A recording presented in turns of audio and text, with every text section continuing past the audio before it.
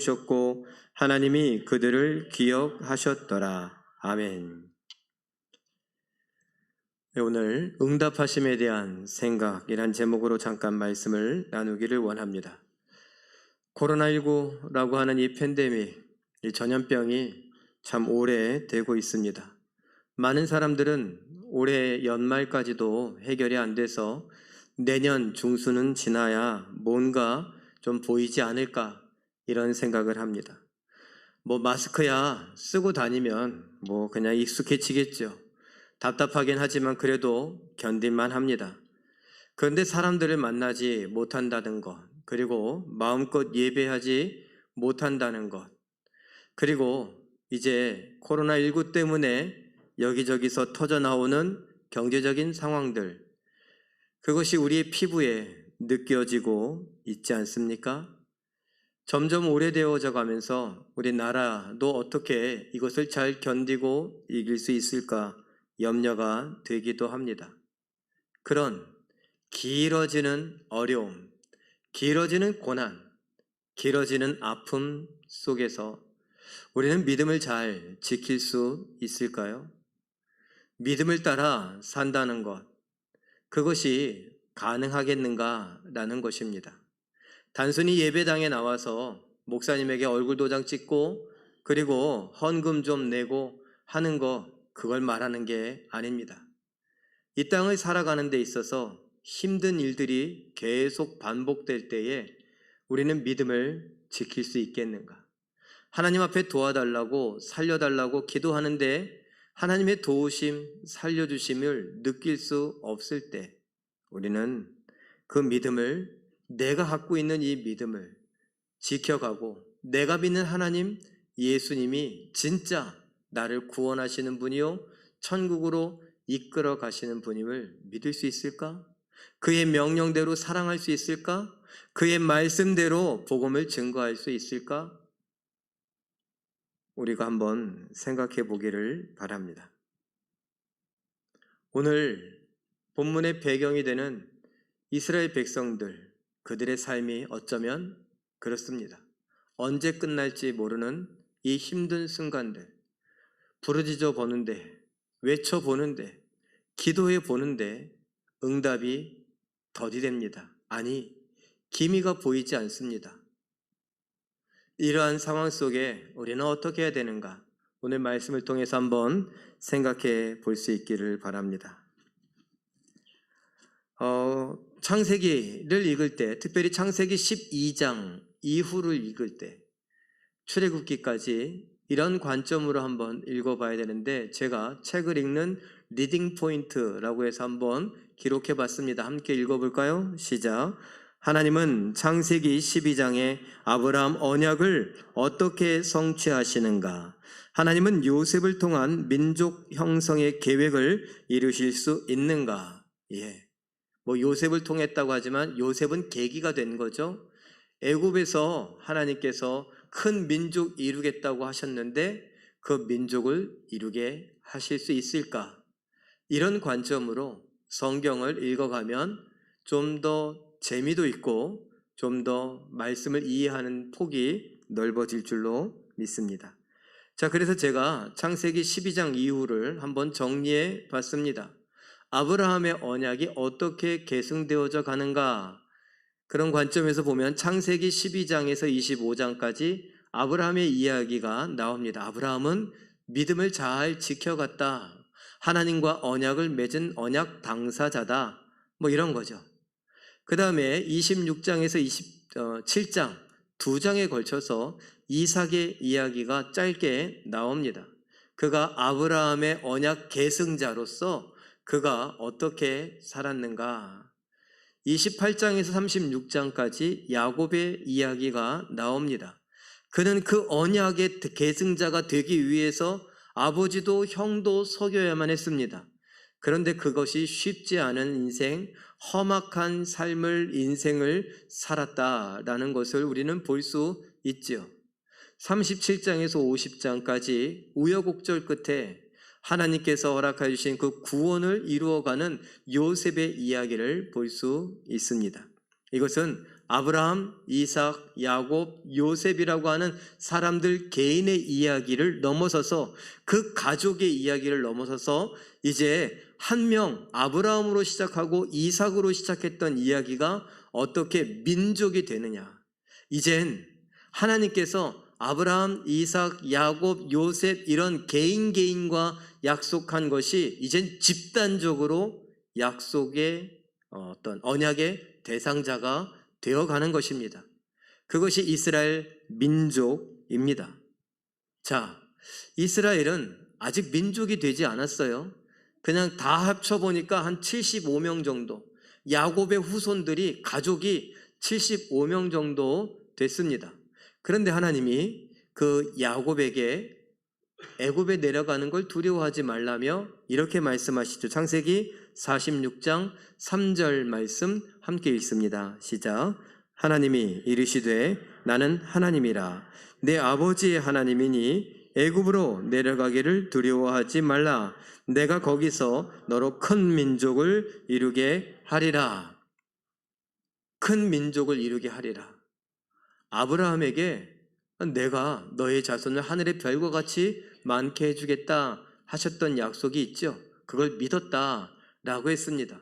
그런데 아브라함에게는 한 명밖에 없었어요. 이삭. 그리고 그 이삭에게도 한 명밖에 안 주신 거예요. 야곱. 그리고 이제 하나님은 야곱의 자손들 75명의 자손들 그들을 통해서 어떻게 해요? 큰 민족을 이루겠다. 그런데 그게 지금 인간적으로 봤을 때에 쉽지 않은 일이에요. 하나님이 무슨 생각을 하셨느냐? 야, 당시에 지금 내가 계획하고 있는 큰 흉년이 있는데 이 흉년, 이것은 사람들의 죄 때문이다. 죄의 결과로 흉년, 기근이 올 것인데 끔찍한 기근이다. 이것으로부터 살아남으려면 내가 요셉을 준비할 것이고 그 요셉이 어디에 가는 것이 가장 좋으냐? 이집트, 애굽에 가는 것이 가장 좋다. 이집트, 애굽은 당시에 가장 크고 강한 나라였으니까 그 나라 안에 들어가면 너희가 그 나라의 돌봄을 받을 것이다. 그들이 너희를 챙겨주고 너희에게 복지를 해주고 그런 것이 아니라 다른 적들로부터 너희가 피해를 입는 것, 상하는 것, 죽임을 당하는 것, 그것을 지켜 보호할 것이다. 너희가 거기서 흩어지지 않고 한 민족이 되도록 내가 할 것이다. 이 말은 마치 이 애굽 이집트가 엄마의 자궁과 같아서 엄마 뱃속과 같아서 그 뱃속에서 야곱의 75명의 가족이 거기에서 자라나가는 거예요. 출애굽한다라고 하는 것은 이제 거기서 출산하는 거예요. 민족으로 이제 태어나고 태생하는 것을 이야기하는 것입니다. 하나님께서 이런 약속을 하고 계십니다. 그런데 그 약속 하나님이 지키실 능력이 있으실까요? 세상이 방해해보면 어떨까요? 그래서 우리가 창세기 37장 20절의 이야기가 참 중요합니다. 읽어볼까요? 시작. 그를 죽여 그의 꿈이 어떻게 되는지를 우리가 볼 것이니라. 이것은 요셉에게 했던 이야기죠. 요셉의 형들이 했던 이야기입니다. 요셉을 죽이면 요셉이 꾼 꿈이 어떻게 되는지 보자. 그것의 영적인 의미는 요셉을 죽여서 하나님의 계획을 망가뜨리려고 하는 사탄의 음모요 계획이다 라고 말씀을 드렸었습니다. 근데 이쯤에서 오해하지 말아야 할 것이 있습니다. 무슨 오해를 하지 말아야 되냐? 하나님 그리고 사탄 대등한 관계처럼 생각해서는 안 된다는 거예요. 그러면 제가 왜 그렇게 이야기했느냐? 이 이야기를 우리 쪽으로 돌려보죠. 하나님께서 요셉을 통해 하나님의 구원 계획을 세우셨는데 요셉을 죽이면 하나님의 구원 계획이 이루어질까? 누구를 통한? 요셉을 통한 구원 계획이 이루어질까? 라는 겁니다. 요셉이 쓰임받을 수 있을까? 라는 겁니다. 이 이야기를 바꿔볼까요?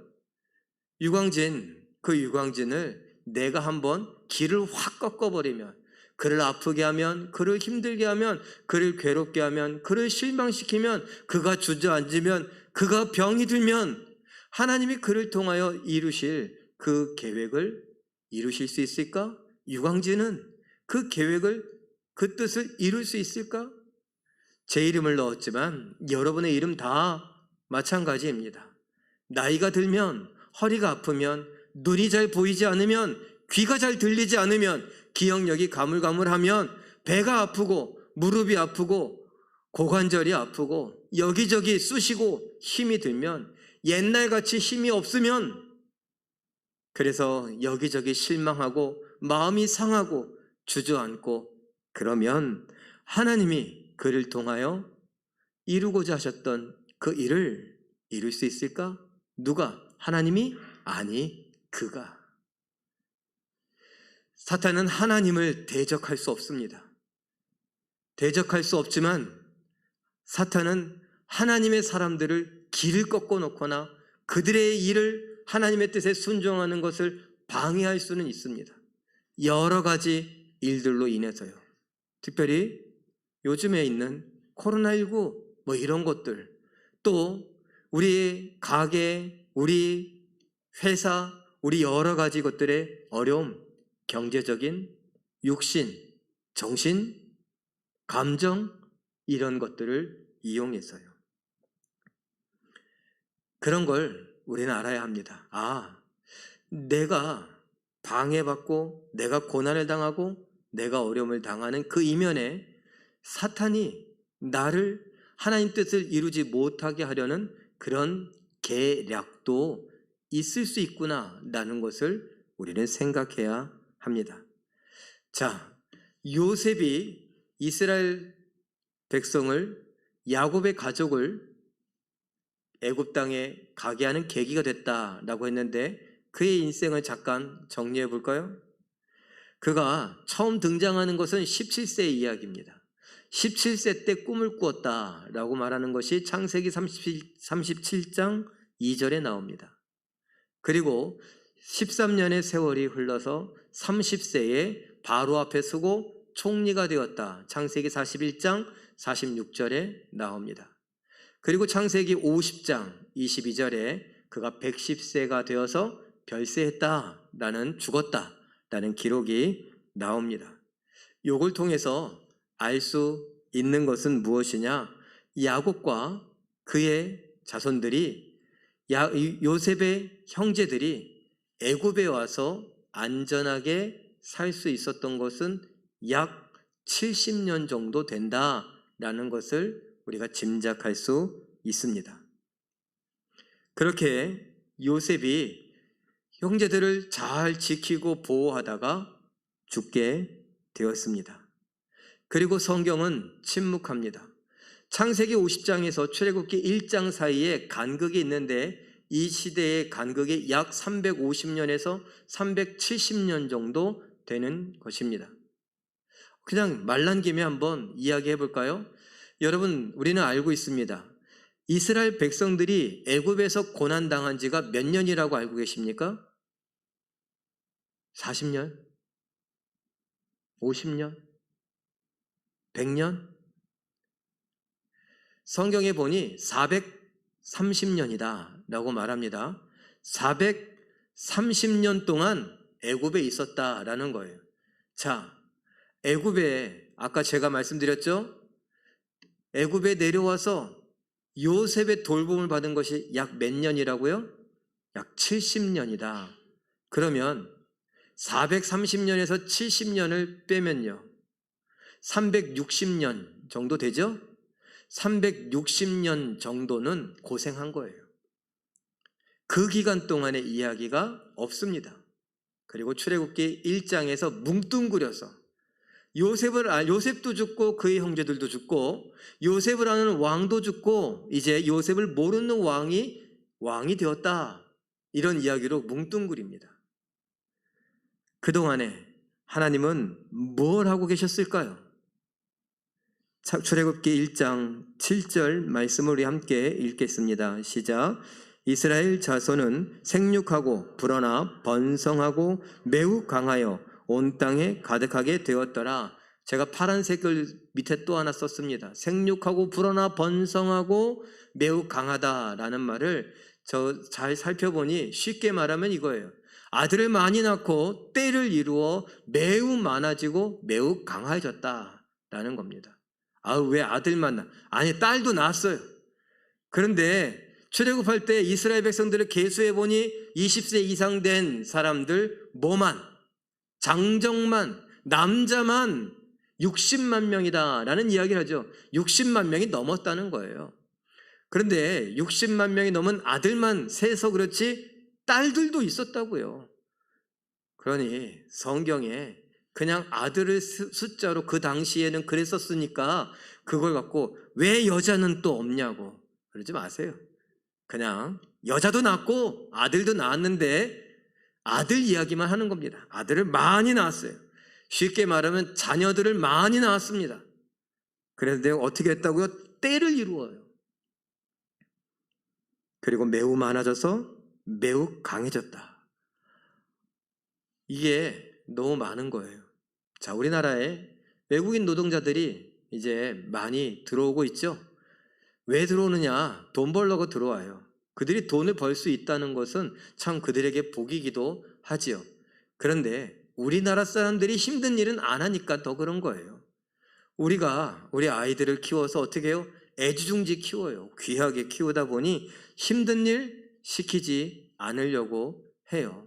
요즘에 20대 아이들, 제가 옛날 생각해보면 저희 교회에서 여기 언더교회에 있을 때 비닐하우스 치고 막 난로도 피고 그랬어요. 그때 원로 목사님이신 저희 아버지가 했던 말이 생각이 나요. 야야 일로 와. 너희들 이 나무통 이거 도끼질해서 쪼갤 수 있고 톱질해서 자르지 못하면 장가도 못 간다 그랬어요. 지금 생각해보면 완전히 노동력 착취예요. 그냥 그 학생들 막 혈기 있는 학생들 미성년자들 데려다가 막 노동력 착취한 거예요. 이제 신고할 수도 없고 다 지나가서. 그랬었거든요. 그때는 그것도 재미로 막 했어요. 저도 시켜줘요 막 해보면서 막 하고 막 이러면서 막. 그런데 요즘은요, 어디서 삽질을 한번 해볼 수 있을까요? 도끼질, 톱질? 못해요. 그런데 그런 험한 일을 누가 해요? 외국인 노동자들이 와서 합니다. 고맙죠.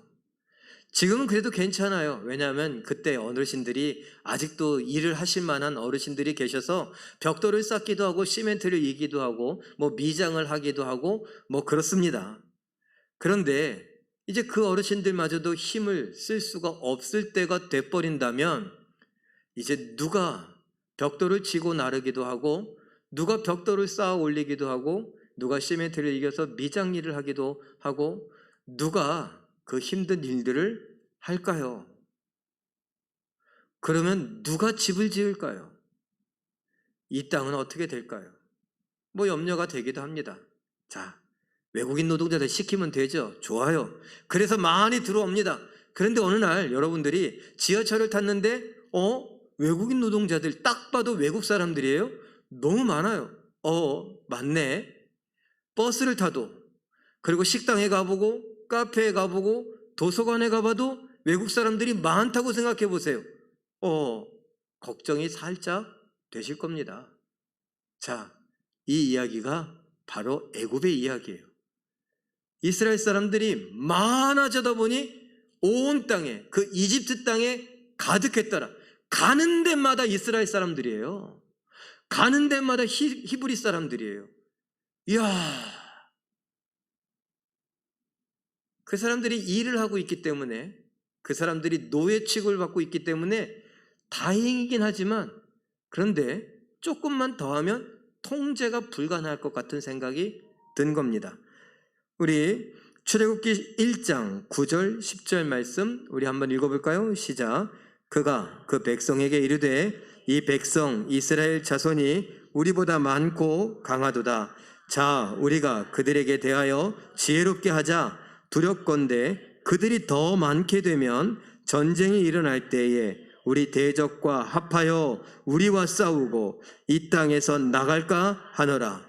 애굽의 왕이 두 가지 걱정을 하고 있어요. 너무 많은데 지금이야 어떻게 버텨보겠는데 더 많아지게 되면 만약에 전쟁이 났을 때 이들이 우리의 적과 내통을 하고 적과 편먹고 힘을 모아서 우리와 싸우게 되면 어떻게 될 것이냐. 야, 그땐 감당 못하겠다라는 거예요. 그리고 두 번째, 그들이 우리에게서 나가면 어떻게 되냐는 거예요. 아까 이야기했죠. 외국인 노동자들이 우리나라에 와서 많은 일들을 하고 있는데 험한 일, 힘든 일을 합니다. 우리는 그 혜택을 누리기도 하지요. 돈은 조금 주면서 혜택을 많이 누려요, 우리가 오히려. 자, 그런데 생각해 보세요. 그들이 어느 날 다 담합했습니다. 야, 월급도 조금 주고 이제 안 되겠다. 아, 대한민국 못 살겠다. 그래서 다 가자고. 그래서 짐 싸갖고 다 나갔습니다. 그럼 아까 얘기한 대로 험한 일 누가 다 해요? 도로는 누가 닦아요? 상수도는 누가 고쳐요? 하수도는 누가 고쳐요? 그 냄새나고 힘든 일들, 우리 아이들은 귀하다고 시키지도 않았는데 누가 그 일을 할까요? 집은 누가 짓고요? 소는 누가 키우고 농사는 누가 합니까? 어려워져요. 그래서 애굽의 왕 바로가 이 노동력인 이 많은 히브리인들이 나가버리면 저 바로를 위한 피라미드 그 무덤은 누가 만들지? 이제 와서 내가? 우리가? 우리의 자손들이? 안 돼. 그런 겁니다. 그래서 걱정하죠. 그러니 더 많아지지 않도록 이젠 뭐 해야 돼요? 산하 제한을 해야 돼요. 이젠 조절을 해줘야 돼. 인구를 조절해야 됩니다. 그 방법이 무엇이냐? 출애굽기 1장 11절, 13절에서 14절까지 우리 함께 읽어볼까요? 자막을 보고 있습니다. 시작. 무거운 짐을 지워 괴롭게 하여 이를 엄하게 시켜 어려운 노동으로 그들의 생활을 괴롭게 하니 그 시키는 일이 모두 엄하였더라. 예, 무겁다, 괴롭다, 엄하다 이런 말이 반복돼요. 엄하다라고 하는 말은 단순히 엄하게 무섭게 한다 이런 것이 아니라 쉴 틈을 주지 않는 거예요. 무자비한 거예요. 요즘에 하는 말로 빡세게 일을 시키는 거예요. 과하게. 쉴 틈 없이. 그러니 낮에 쉬지도 못하고 우리는 지금 어떻게 합니까? 뭐 몇 시간 근무에 최소 시급에 이런 것들을 다 따져서 복지를 이야기하고 있죠. 그런 거 없다는 거예요. 아침에 눈 뜨면 눈 감을 때까지 일을 시키는 거예요. 먹을 거 잘 주고요? 아니요, 먹을 거 잘 주지 않고. 그럼 어떻게 돼요? 몸이 힘이 들죠. 몸이 힘이 드니까 들어가면 어떻게 돼요? 그냥 자기 바쁜 거예요. 그렇게 만드는 거예요. 모든 생활 환경을 그렇게 힘들게, 바쁘게, 괴롭게 만드는 것입니다. 그럼 아이 낳을 수 있는 환경이 안 된다라는 거예요. 근데 이것도 여의치가 않습니다. 그래서 조금 더 강화돼서 산하 제한을 하고 인구 조절을 할 필요가 있다라고 했습니다. 좀 끔찍한 일이죠. 출애굽기 1장 16절 그리고 22절을 함께 읽어봅니다. 시작. 너희는 해산을 도울 때에 그 자리를 살펴서 아들이거든 그를 죽이고 딸이거든 살려두라. 바로가 그의 모든 백성에게 명령하여 이르되 아들이 태어나거든 너희는 그를 나일강에 던지고 딸이거든 살려두라 하였더라. 두 가지 이야기입니다. 16절과 22절은 각각 대상이 달라요. 16절은 산파들에게 했던 거예요. 아이를 받아주는 사람에게 이야기를 했던 것입니다. 그런데 그들도 잘 하지 않으니까 어떻게 했느냐? 이스라엘 사람 전체에게 이야기하는 거예요. 왕이 명령합니다. 법이 됐어요. 왕이 명령하고 법이 되니 이제 뭐가 동원돼요? 군대가 동원돼요. 그래서 집집마다 아이 울음소리가 들으면 일단 문을 박차고 들어가는 거예요.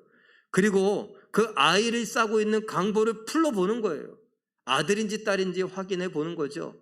아들이다라고 하면 어떻게 해요?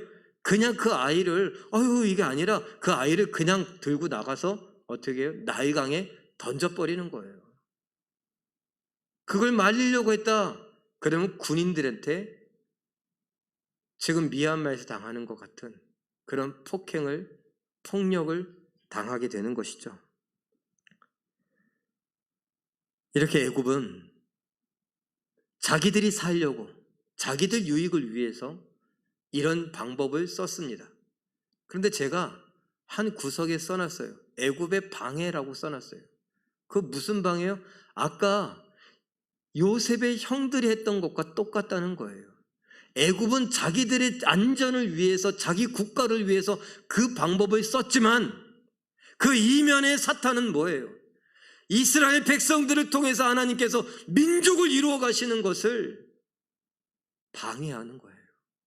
이스라엘 백성들이 민족이 되지 못하게 하려고 하는 것입니다.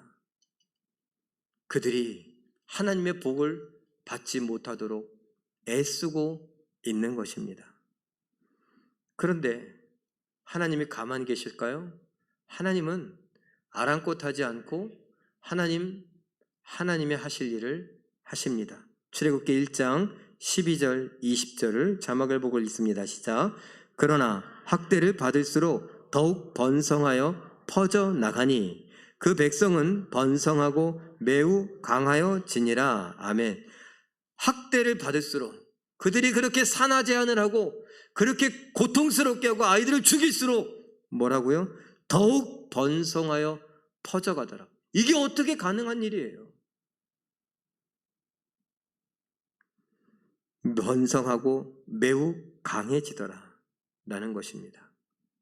이게 하나님이 하시는 일이에요. 자, 하나님이 이렇게 행하시지만 이스라엘 백성들 아까 애굽의 자기 국가 국익을 위한 일들 때문에, 이스라엘 백성들의 산하 제한, 이런 일들 때문에 어떤 일을 당합니까? 고돼요. 고통당해요. 힘들어요. 일이 어떻게 해요? 무거워요. 일이 빡세요. 일이 너무 과합니다.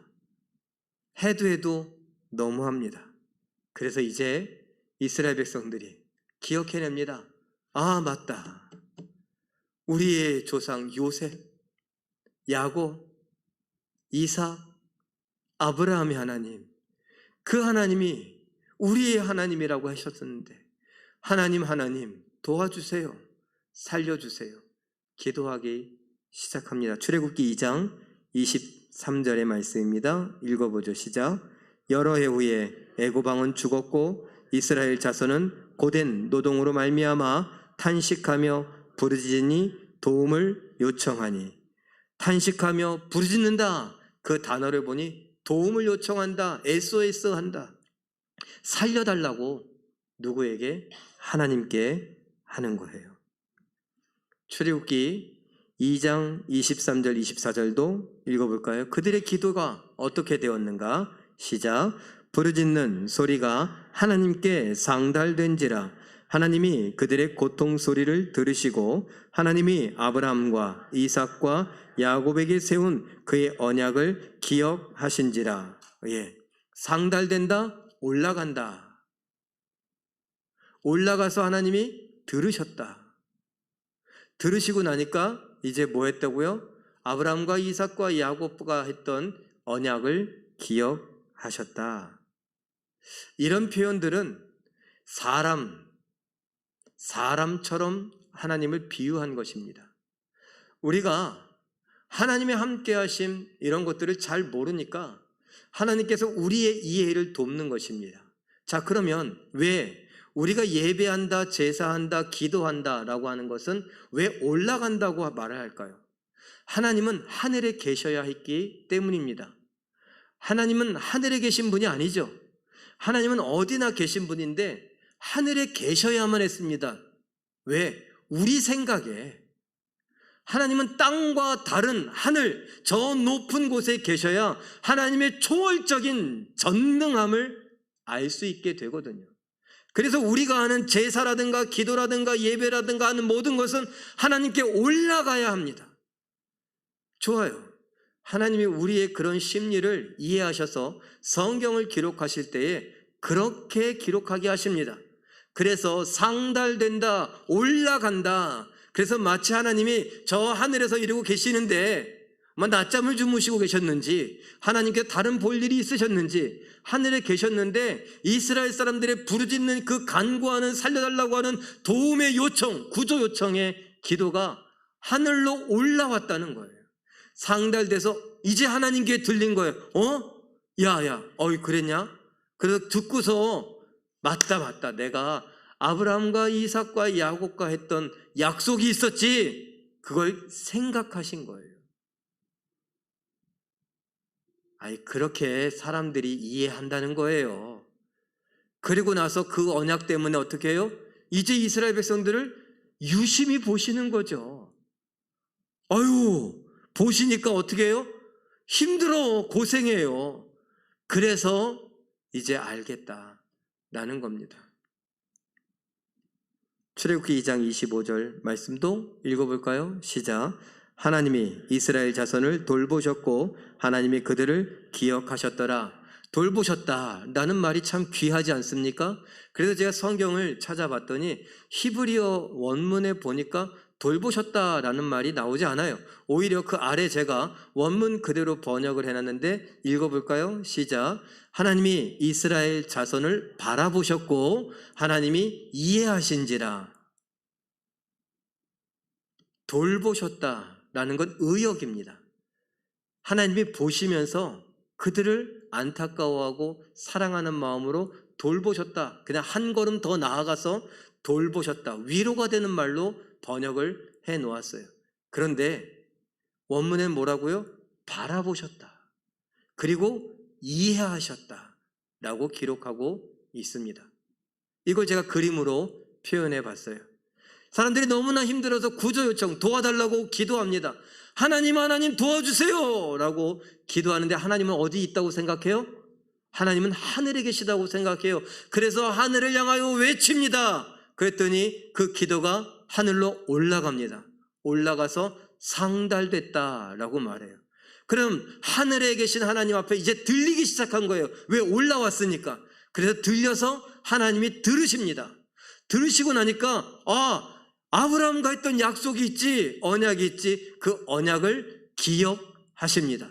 그 언약 때문에 이제 언약을 지켜야 되는데 그러면서 어떻게 해요? 다시 이스라엘 백성들을 바라보십니다. 그들이 뭐 하니까? 도와달라고 하니까. 그들은 누구니까? 아브라함의 자손이니까. 그래서 바라보십니다. 그랬더니 그들이 지금 어떻게 하고 있어요? 고생하고 있어요. 그 고생이 어떻게 돼요? 이해가 되는 겁니다. 그럼 이제 어떻게 해요? 고생하는 게 이해가 되니 이제 팔을 걷어붙이고 도와야죠. 응답해야죠. 이게 이스라엘 사람들이 하나님 앞에 기도하고 응답받는 일종의 공식으로 생각하고 있었습니다. 그래서 하나님은 그렇게 이해하기 쉽게 표현해 놓으신 거고요. 그런데 이 이야기는 이스라엘 사람들만의 이야기일까요? 우리도 그렇게 하지 않습니까? 우리가 하나님 앞에 기도하면 이 기도가 상달돼서 하늘에 올라가서 하나님이 들으시고 하나님이 그제서야 나를 생각하시고 하나님이 나에게 불쌍히 여겨서 내 처지를, 내 형편을 그제서야 이해를 하시고 나에게 응답하시는 정도로 생각하고 있는 것 아닌가 하는 겁니다. 하나님이 돌보셨다. 하나님이 바라보시고 이해하셨다. 좋아요.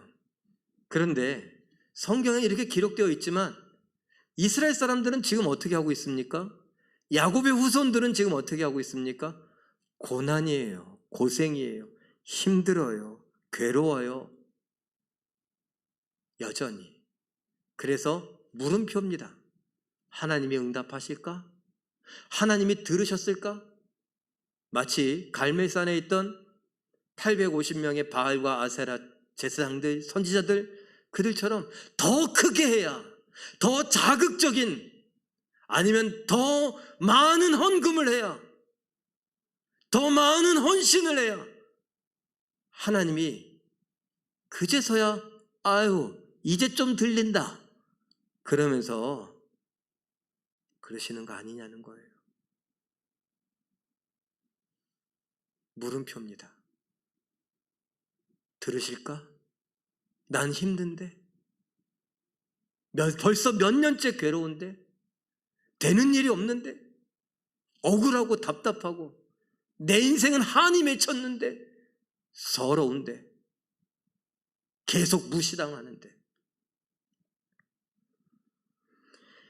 그런데 하나님은 그 이스라엘 백성들이 여전히 탄식하며 부르짖으며 물음표를 던지고 있을 때 그림을 하나 보죠. 출애굽기 2장 3장을 진행하고 계십니다. 무슨 말이냐?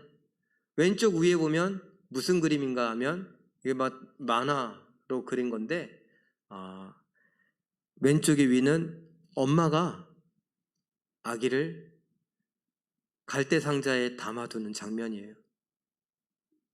그리고 그 옆에는 바로의 딸 공주가 그 아기를 바라보고 있는 장면이에요. 건진 거죠.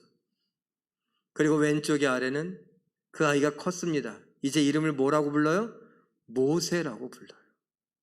모세가 미디안 광야에서 목자가 되었습니다.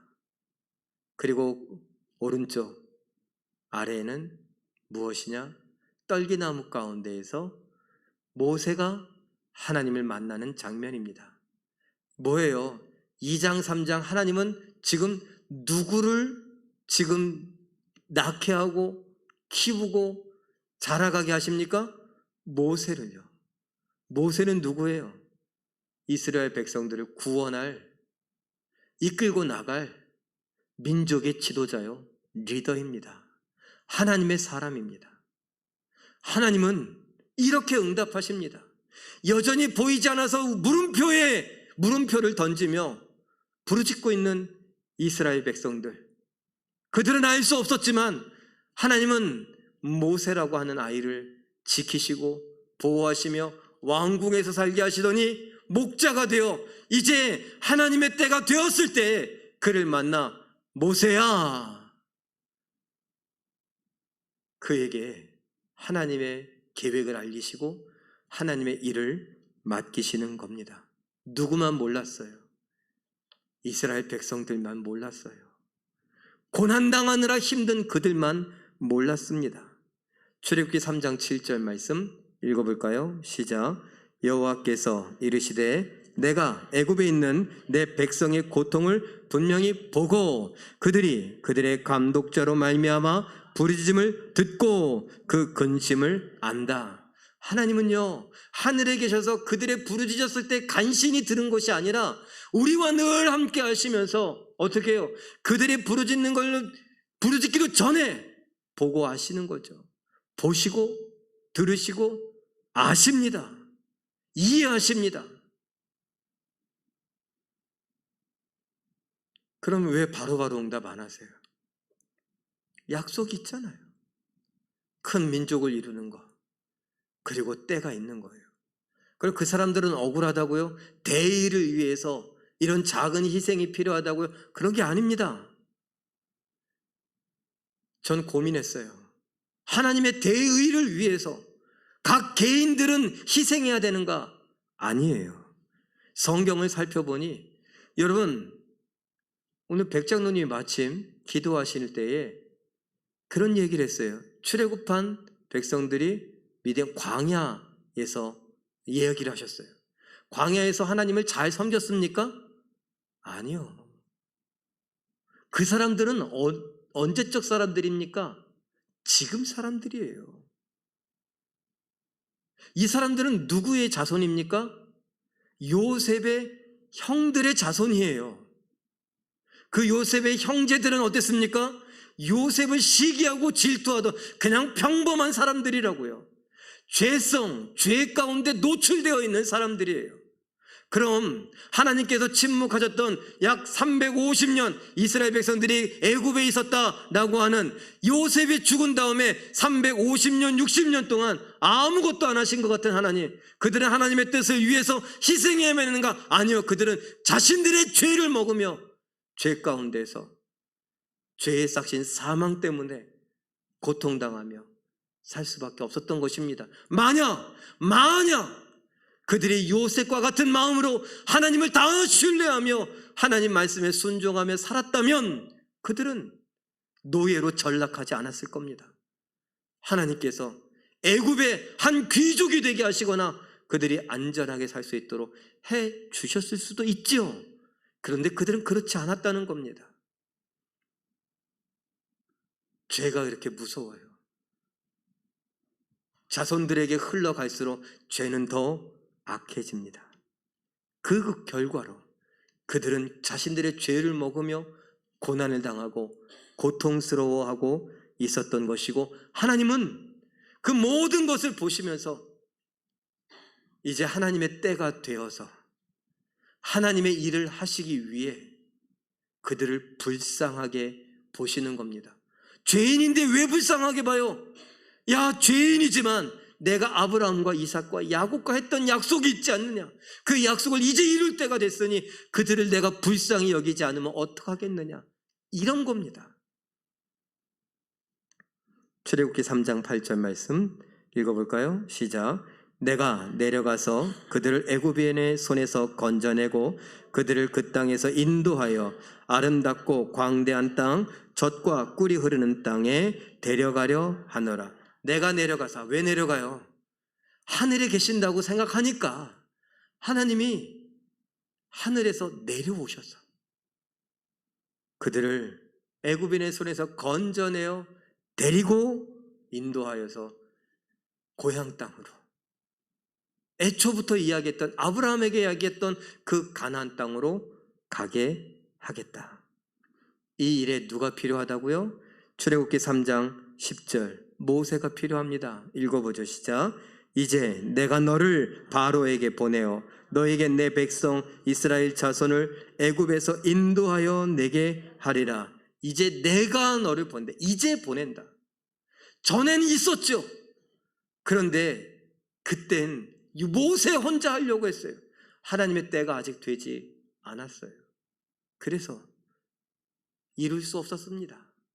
모세의 꿈을 이룰 수 없었어요. 그런데 하나님은 모세의 꿈이 중요한 것이 아니라 하나님의 구원 계획이 중요한 것입니다. 이젠 보냅니다. 그땐 안 됐지만 이젠 됩니다. 자, 우리는 아까 처음 시작할 때에 힘든 일이 연속되고 오래되다 보면 우리의 믿음을 지킬 수 있겠는가? 이런 이야기를 했습니다. 지키지 못할 것 같아서 그런 거죠. 너무 힘들면 뭐 할 힘도 없다 그래요. 기도할 힘도 없다 그래요. 진짜 기도할 힘이 없어요? 아니요, 못 믿겠는 거예요. 너무 힘드니까 하나님이 날 사랑하신다는 것, 하나님이 내 기도에 귀 기울이신다는 게 믿어지지가 않는 거예요. 그래서 점잖게 말하는 거죠. 기도할 힘이 없다고.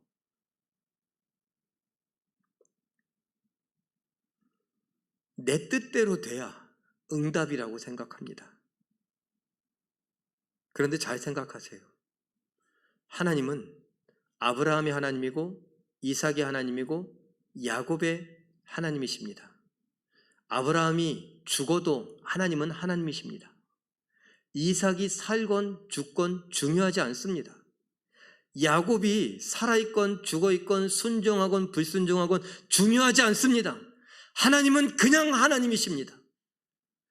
내가 오늘 어떻게 하느냐에 따라, 내가 잘되고 못되고 내가 좋고 나쁘고에 따라 하나님의 존재가 흔들리는 것이 아닙니다.